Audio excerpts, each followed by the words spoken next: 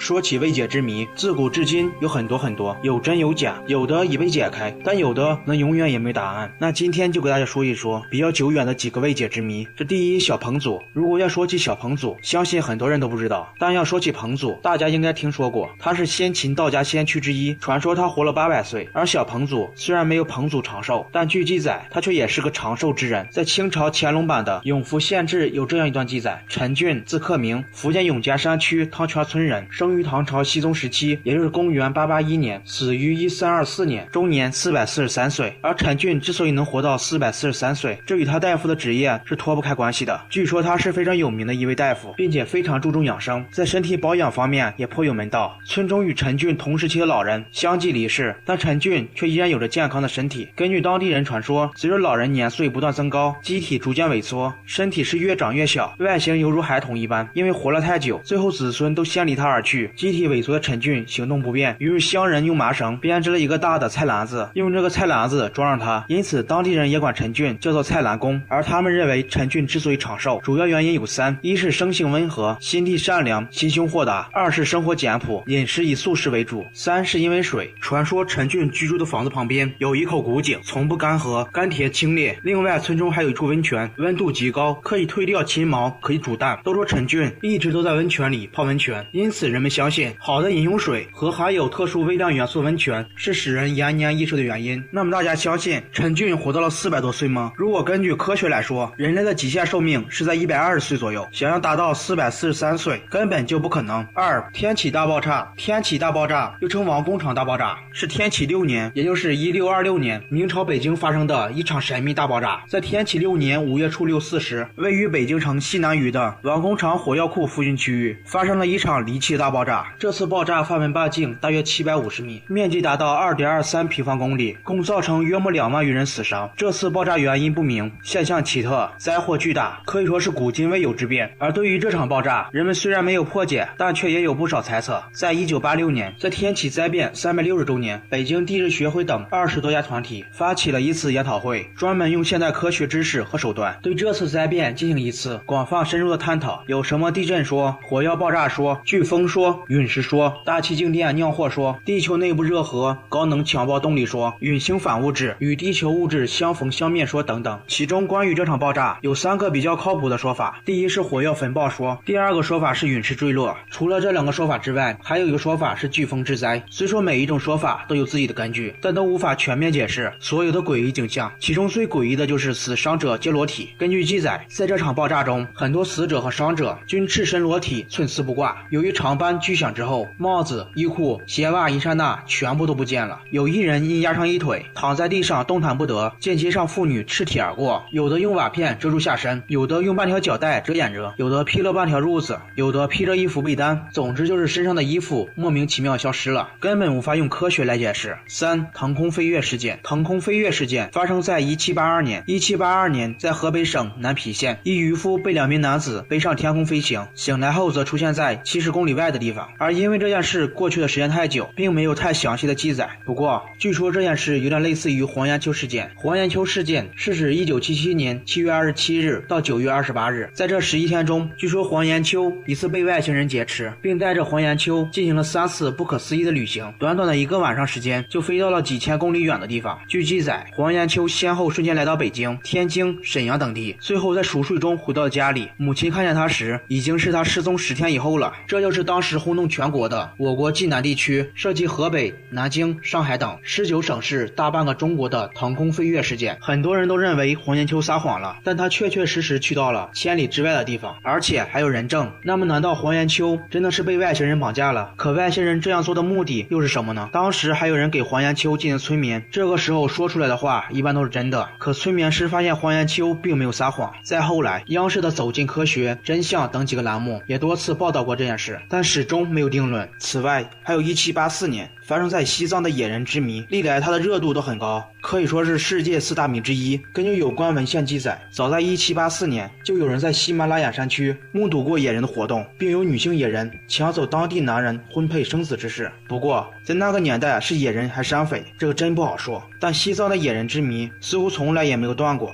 相传在民国，有一个叫老王忠的猎人，在一次打猎中，因为太疲乏，迷迷糊糊睡着了。朦胧中，他突然听到了一声狗的惨叫，猛地睁开眼一看，瞬间吓掉了胆。只见一只满身红毛的怪物笑眯眯地看着他，而怪物的手上拎着一只被咬死的狗。老王想掏枪，但却已经晚了，他被野人抓了起来。1年后，女野人生下一个小野人，小野人不知不觉长大了。由于老王忠思念家乡的父母和妻儿，想尽了法子偷跑回去。一天，他趁女野人不在，王老忠便用手势让小野人搬开门口的巨石。结果跑到一半，女野人回洞，发现王老忠不在洞里，迅速攀到崖顶嚎叫。小野人听到叫声，野性大发，边嚎边往回跑。由于小野人不知河水的深浅，一下子被急流卷走。女野人听到惨叫一声，从崖顶塞入到了水中，也随急流而去。回到家后，据老王所说，抓住他的那个野人体格健硕，身高有2米多高，虽说不会说话，但却能直立行走。当然了，这只是民间流传出来的一个说法，具体是真是假，这个谁也不好说。而在近代，野人考察队的顾问孟兰实地分析，女野人可能是一种特别的种族，